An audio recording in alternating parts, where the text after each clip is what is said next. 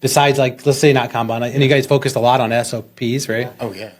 And Mike, you asked a question about specificity of a tech and an SOP, and like how to do that. If you don't mind bringing that question up again, the special skilled, high skilled. Yeah, that's an interesting one. Is if you're in a skilled position, something where someone off the street can't just come in, read an SOP, and complete a task, whether it's specialized equipment, specialized skills, where you need a base knowledge.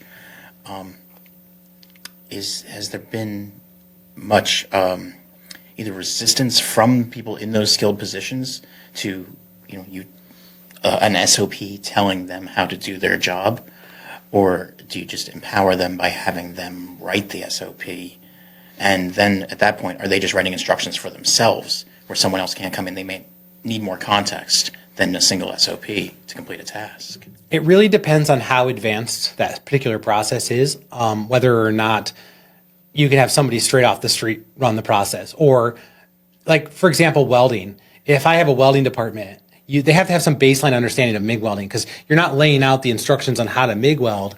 You know what I mean? You're not doing a full technical diagram.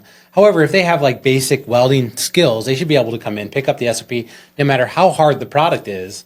It should be put in a way that they can do it. So you were talking about an installation tech that was doing gear installations. And that's something it's not easy. It takes a lot of skill. Could they document it? Yes, they could document it. Could it also serve as a blind reference? No, there probably has to be some context. They maybe have had to been in a diff before.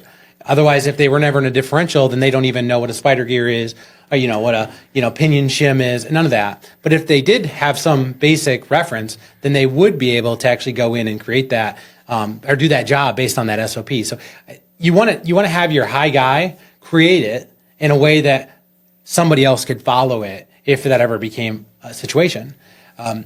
The power of documenting all this stuff, like you were saying earlier, you have to get yourself out of all these roles and all these hats. So if you want to take somebody and remove them from their role and put them in a different role, you have to document the role that they're in. So yeah, absolutely. You want to start from the base. I mean, you want to start with turning on machines, turning off machines. Then from there, you can start working on, okay, let's document how we do this process. It could be your purchasing process. It could be a machining process, right, on a mill. Just start. That's just the best way to go.